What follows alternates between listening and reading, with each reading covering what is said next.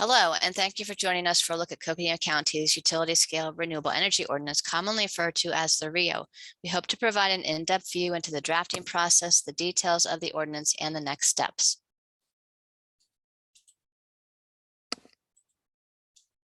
First, let's look at why the county has embarked on creating a utility scale renewable energy ordinance. The county anticipated the need for this ordinance and established an action item, goals, and policies based on the values outlined in the comprehensive plan. The comprehensive plan contains a detailed energy element and an appendix that set the foundation for this work. The first large-scale utility scale project was Perrin Wind Farm, built over 10 years ago. Through that process and two recent additional utility scale wind projects, county planning staff and the Planning and Zoning Commission have learned about what landscape scale projects mean in terms of impacts to the landscape and how to apply the values expressed in the comprehensive plan to these projects. Other drivers for this project include the potential for solar and wind energy within Coconino County, the increased demand for renewables, supporting forest restoration and public safety. Projects provide a means to keep large landscapes and ranches intact, meaning that they provide financial security for landowners to keep their large areas in one piece. Project applications are also increasing, partly due to the APS decarbonization plan and closure of the Navajo generating station.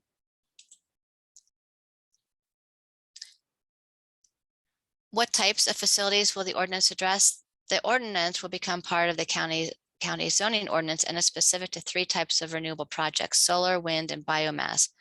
These applications will be processed as conditional use permits, which require a public hearing with the Planning and Zoning Commission. We'll talk about that in detail later. As we've mentioned, the county has learned about potential project impacts, and these may include impacts due to audible noise from wind turbines, impacts to archaeological, cultural, and historic resources, emissions due to biomass plants and impacts on air quality, lighting from aviation warning lights, shadow flicker from wind turbines, vegetation and weed impacts due to grading and ground disturbance, visual impacts to visual resource, so including undergrounding the lines, water impacts, and impacts to wildlife. So how have we drafted this ordinance? In addition to direction from the comprehensive plan, county planning staff has been working with an advisory group who have offered their time, expertise, and voice to the drafting process. Since July 2020, we've worked with technical experts, industry representatives, partner agencies, the environmental community, planning commissioners, former county supervisors, and county citizens in understanding varying aspects and impacts of these projects, what is important to regulate, and how to do that in an atmosphere of creative and active discussion. We've also researched best practices and studied ordinances from around the country. This work has been continuous and is ongoing. Throughout the drafting process, the advisory group has reviewed the ordinance details and discussed specific issues that are important to highlight. And these include wind turbine setbacks, disturbance and impacts to vegetation, including the concept of agrivoltaics, how to minimize grading impacts, how to minimize weed proliferation, what are the fencing standards, what are impacts to wildlife and how to address those, how to address visual impacts, how to address cultural impacts, and also the idea of cumulative impacts and what that means. We will show later how each of these are proposed to be addressed in the ordinance. To provide context, we'll review how these facilities are proposed to be defined in the ordinance, and this will establish some of the baseline for the discussion going forward. So first of all, note that the county zoning ordinance currently contains a land use called utility facility, and renewable projects have been and will continue to be permitted as this type of land use. Utility facilities are allowed in all zoning districts with a conditional use permit, so there will be no change to land uses in the zoning ordinance. We propose amending this definition to include utility scale renewable energy systems, and with that to define the specific types of renewable energy systems. So you'll see here in the purple text the existing utility facility definition updated with the umbrella heading or umbrella definition for utility scale renewable energy system. And here is that definition for this umbrella definition, that a utility scale renewable energy system is a commercial solar energy, wind energy, or biomass energy installation that produces electric power and transmits it through a substation to supply energy to the large-scale utility grid for off-site uses. And the appurtenances such as equipment structures, meteorological towers, and energy storage equipment are included with that. So more specifically, wind energy installation is a commercial facility that produces electricity and consists of one or more wind turbines or other devices such as substations, met towers, cables, and wires for the primary purpose of wholesale sales of generated electricity. And that's the key. These facilities are providing wholesale energy for offsite uses. Solar energy installations are commercial facilities that convert sunlight into electricity, whether by photovoltaics or other conversion technology for the primary purpose of wholesale sales. Please note that concentrating solar thermal devices or CSV are not permitted with this definition. Those are the facilities that use mirrors, and that has been determined not to be appropriate in Coconino County. And finally, biomass energy installation is a commercial facility that converts organic matter, known as biomass or feedstock, into electricity, heat, or transportation fuels such as biofuels. A biomass energy installation would also include the furnace or combustion device and storage of biomass on site. So now we'll talk about some of the specifics of the ordinance. Now that we provided the context for the type of facilities, the details are shown here in terms of the structure of the ordinance. The ordinance will amend 3 sections of the zoning ordinance. Chapter 3 has the specific standards, performance standards, and details for each type of system. Chapter 5 are the administrative section, and that includes waivers that the commission has authority to waive some of the standards in Chapter 3, and then Chapter 6 will be amended, and that includes the new definitions. This slide shows the new sections that would be added to Chapter 3, which includes a purpose statement, applicability statement, preferred and disfavored location criteria, preliminary site investigations, performance standards, and then permits and administration. So let's start with the purpose statement. This was based on the comprehensive plan's goals and policies, and in particular, the energy element and the appendix, as well as input from the advisory group. And so you can see there are several components to the purpose statement, including one of the main goals is to give county residents, leaders, staff, and developers a clear direction on the appropriate siting of utility scale renewable energy projects while considering unique permitting conditions for each site and type of utility, and to also provide and promote reliable clean energy sources by providing clear standards that encourage utility scale renewable energy systems to preserve the county's intact natural landscapes and private lands from fragmentation, offer private landholders options for economic diversity and stability, to mitigate climate change impacts, and to protect and maintain wildlife populations in corridors, viewsheds, vegetative communities, protect our dark skies, air quality, and natural quiet. And also there's a portion of the statement where we would look to projects to support and provide benefits to the county, such as revenue generation, job creating, economic and environmental benefits. Those are the locally achieved benefits to these projects. So skipping to the preferred and disfavored criteria section, note that this is modeled after the zoning ordinance's existing wireless communication ordinance. The criteria are not performance standards. Rather, these are intended to guide the applicant and decision makers as to the preferred siting of facilities.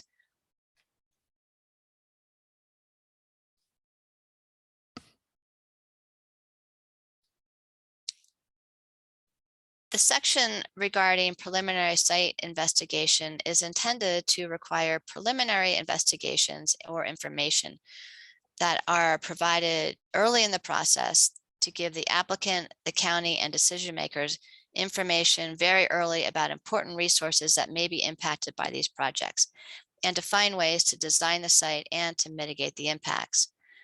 So one of the unique features of this ordinance is that we are asking for what are called desktop surveys of information that is available to help us understand the habitat and wildlife within each project area, the vegetation, and including any existing noxious weeds, archaeological, cultural, and historic resources that may be present, what visual resources may be near the site that require simulations and consideration, what water resources are nearby. We're also asking to see an early lighting plan to make sure that it complies with our lighting ordinance. For biomass facilities in particular, we're looking for an emissions analysis of the particular particulates, and we'll talk a little bit more about that later.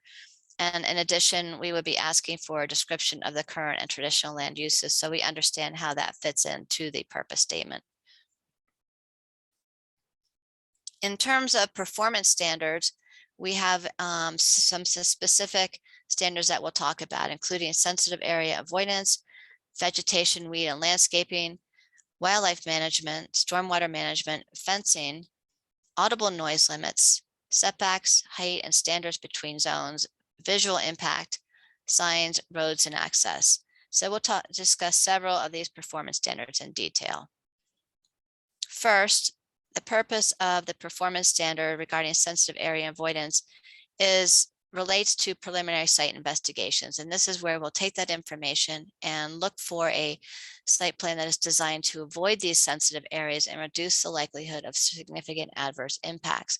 So we'd be looking for a sensitive area map that would identify these areas and features such as archaeological, cultural, historic sites, heritage areas, cultural landscapes, visual resources, plant and wildlife resources and habitats. We can use this information to help design the site and ask for additional siting adjustments that may be required as a condition of the permit. Along with a discussion about how to protect native vegetation and minimize weeds, we also have some additional discussion that we want to bring to your attention regarding agrivoltaics. So the purpose of this section is to make sure that we are maintaining as much native vegetative cover and topsoil as we can during the construction process and then after that. This slide shows on the left what we are hoping to achieve, and that is a project area that is vegetated with native plants versus the image on the left, which shows a site that has been obviously completely cleared of vegetation and topsoil. The link at the bottom shows that there is some research going on into agrivoltaics, which is simply a combination of renewable energy plus agriculture. It works in some areas where there's intensive management and water, but there is some promising studies showing that there's a cooling effect of the panels, and that combined with some of the planting underneath the panels has a beneficial effect of both cooling the soil, maintaining native topsoil, as well as it can actually cool the panels and enhance their productivity. Whether or not that can be applied in Coconino County is still not known due to our different climate and water restrictions, but it's something worth considering.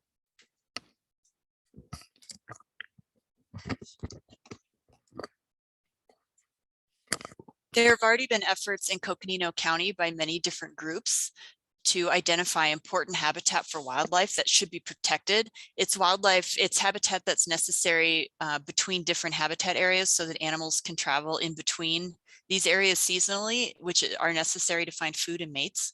The REO will take advantage of this work that's already been done so that if a utility facility is proposed where these wildlife linkage areas have been identified, we can take a deep look at that, and that habitat can be protected, and we can maintain the passage for the animals that use it. These wildlife linkages have been mapped using GIS, and they're viewable online on a publicly available website, and we've put the link here.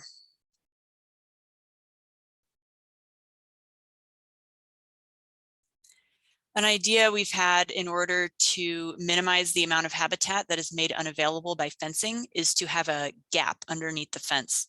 This would mainly apply to solar developments where they need to put a fence around the solar panels to protect them.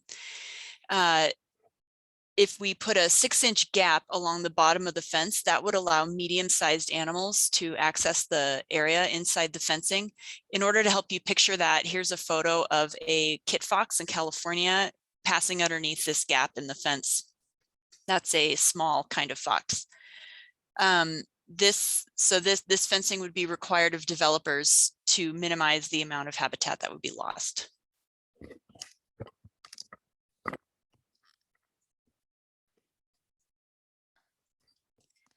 Another performance standard to think about is audible noise.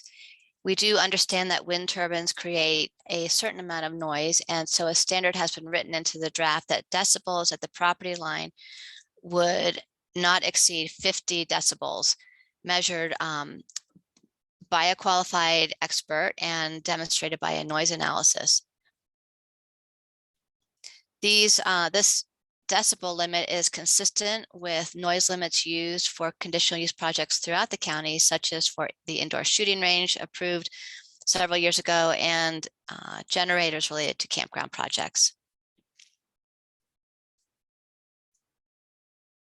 Another performance standard is in relation to visual impact, and some of the standards required in the code would ask that all collection lines within the installation be undergrounded. We are asking that visual impacts be mitigated from transmission lines connecting to substations to the greatest extent practical. We are also going to be looking that these wind energy installations be designed to minimize as much of the adverse visual impacts as possible. That would include possibly resiting some of the turbines based on impacts to known visual resources. We would also be making sure that the facilities comply with our lighting section, our dark sky lighting section of the zoning ordinance. And then additionally, that projects use FAA approved radar activated systems. We're fortunate now that these are standard fare for these projects, and so that the aviation warning lights will be radar activated on these projects. And please note that the number of that visual simulations will be required as part of the application submittal. This is also related to what we have come up with and are proposing with the draft as far as a visual resource definition.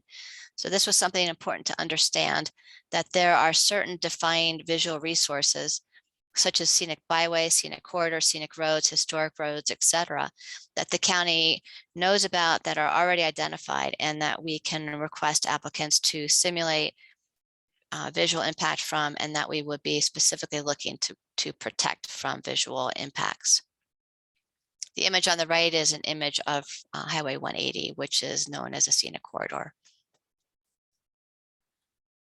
And then we'd like to talk a bit about what will be required with the permits and administration section.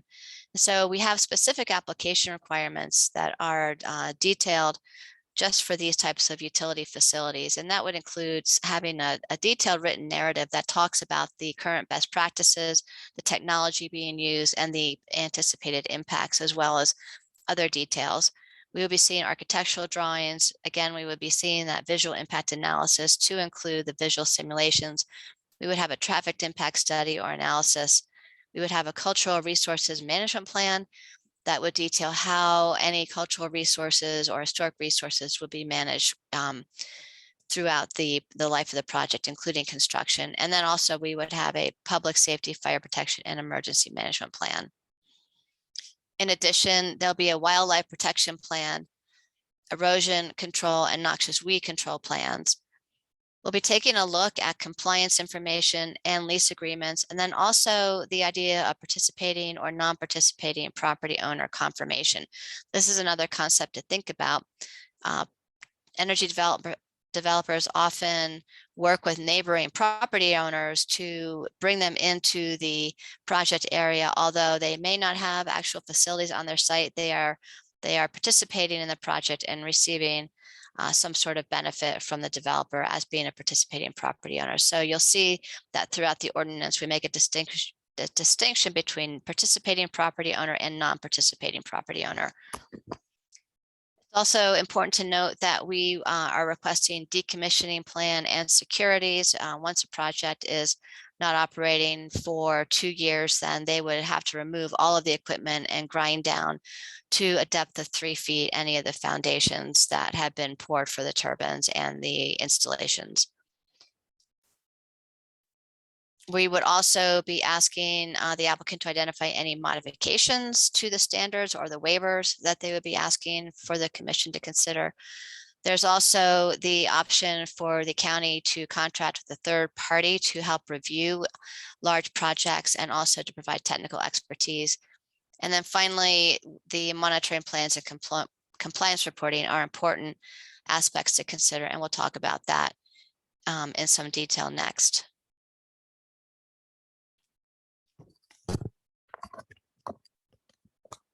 A wildlife protection plan would also be required, which would be based on the results of the preliminary site evaluations.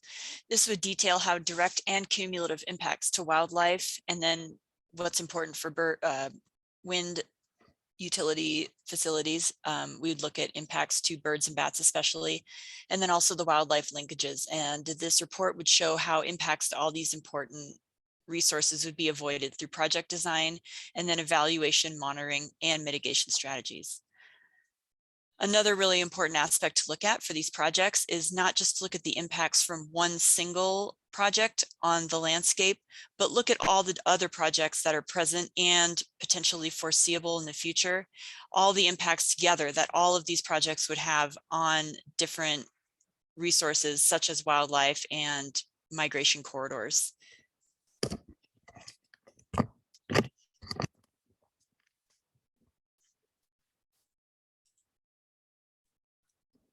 Talk more about the application requirements, modifications to the operations have been considered, and we wanted to provide some background as to what was written into the ordinance. So the compliance, monitoring, and reporting is an important part of the permitting.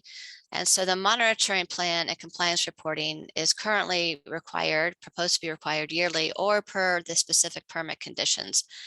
We would also have drafted into the ordinance that if there are any impacts identified by the monitoring plans and the compliance reporting, that they would be looked at on a case-by-case basis, but that modifications to facility operations not exceed more than 1/20th of 1% of total annual operational hours. And this was identified based on information we have from the Perrin Wind Farm avian and bat protection plan. And so there was some basis for coming up with that number based on information provided from that plan.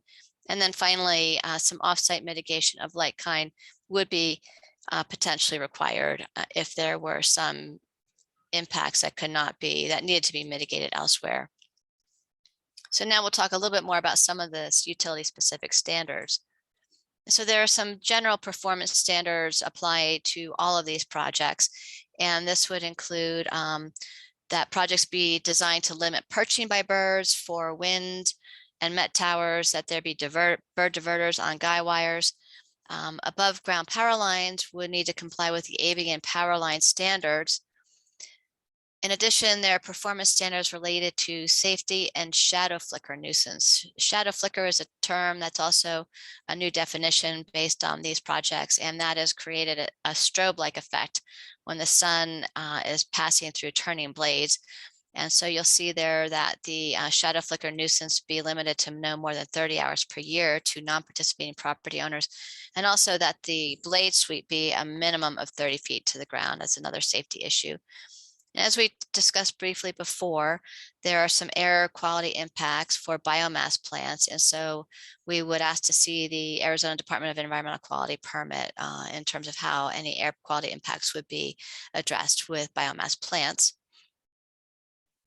Specifically about wind turbine setbacks, currently the proposal is that the setbacks be 3 times the height of the tower or at least a half mile from the property line of any non-participating residential or open space zone property, 1/4 mile from other zones or state lands. Recall that setbacks are waiverable, that is, they can be customized by the Planning and Zoning Commission based on the project. And in order to understand these impacts, then this is where the visual impact analysis and simulation is very important to take a look at.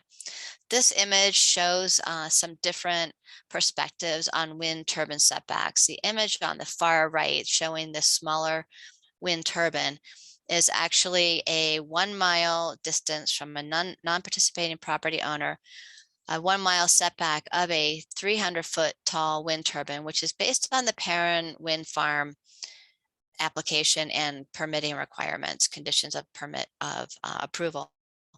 The image in the middle, the turbine is of an 880-foot wind turbine at a half-mile distance from a non-participating property owner. This is drawn to show you the difference between setbacks, distance, and as well as the impacts based on the varying heights of turbines.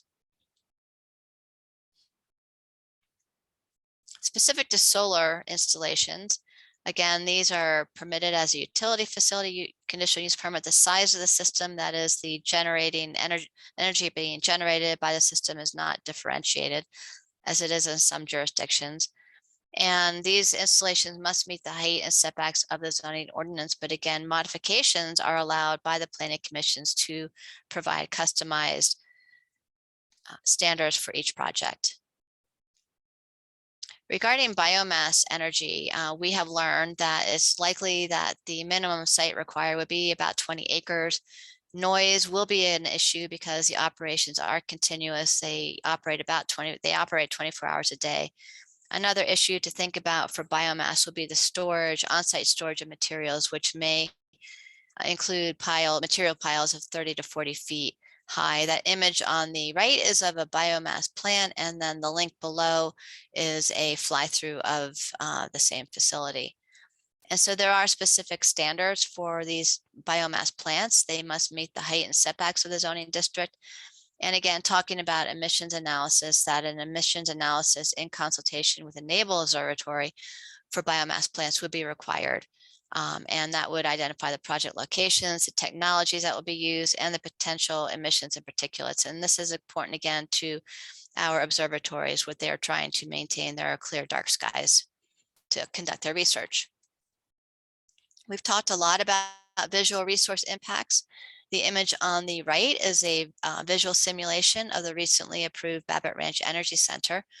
And the draft currently contains requiring visual resources for any visual resource that's within 10 miles of a project site. We've learned that after 10 miles, it's more difficult to see, particularly large wind turbines, but it's still the visual impact analysis can be customized to really understand the impacts from any identified visual resources. And then we have performance standards that we will apply to mitigate the impacts as much as possible.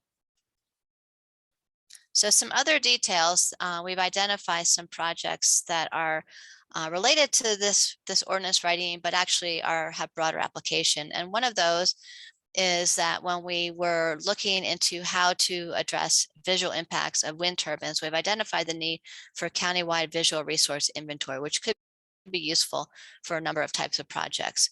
We also have an understanding of cumulative impacts, and we'll talk a little bit about that in a bit. And then finally, we're also seeking better ways to communicate with all groups, and due to the large scale of these projects, want to connect specifically with tribal governments. To talk a bit about visual resource inventory, we do have some known visual resources, as has been mentioned, and we have started to map those. As you can see, we do know which are our existing road corridors, for instance, and so we're working to identify impacts to those types of resources with these projects. Cumulative impact we've already discussed a bit, and it was important enough to the county when the existing comprehensive plan was approved in 2015 that it was actually a comprehensive plan action item to look at cumulative impacts related to wildlife concerns. And the Planning and Zoning Commission has also been thinking about this. And so the draft ordinance contains a definition and requirements for how to do cumulative impact analysis specific to wildlife concerns at this time. So this slide shows what we've drafted to encourage additional communication and outreach to Native American tribes. We've worked with the Nature Conservancy, and they have actually suggested that the county use a concept called a pre-cultural on-site survey. And this is a meeting to introduce the project very early on to our Native tribal governments. And so the why, when, and how for doing this is that because these renewable projects would likely have federal requirements for formal consultation, we also realize, though, that there may be projects that don't have federal or state requirements for formal consultation with Native American tribes. So we developed an informal process. This would encourage early involvement with tribal nations that would then help to build relationships where we could share knowledge, experience, and exchange ideas on different projects back and forth. It's been shown that this early communication can avoid later challenges and unexpected delays. And so we've developed this as a suggestion for public hearing cases, not just for the renewable energy projects, but for overall as a public hearing cases that require conditional use permits. And so just very briefly, this will supplement the required public participation plan required with all CUPs. And there's an outline of how to go about doing this. So to briefly talk about the schedule and the process going forward, we began this process in July of 2020. We've been working throughout with our advisory group. We have also been able and been fortunate to visit many of our large ranches, and particularly out at Perrin Wind Farm, we saw the turbines in operation. We've had study sessions and a retreat with Planning and Zoning Commission, work sessions with the Board of Supervisors. We are hoping to conduct public open house in the spring of 2022, and then also with a target date of public hearings and board action in the late spring of 2022 as well. So that concludes our introduction to Coconino County's renewable energy ordinance drafting process. We welcome questions, feedback, comments, or other ideas. Please contact me at mshaw@coconino.az.gov, and thank you very much.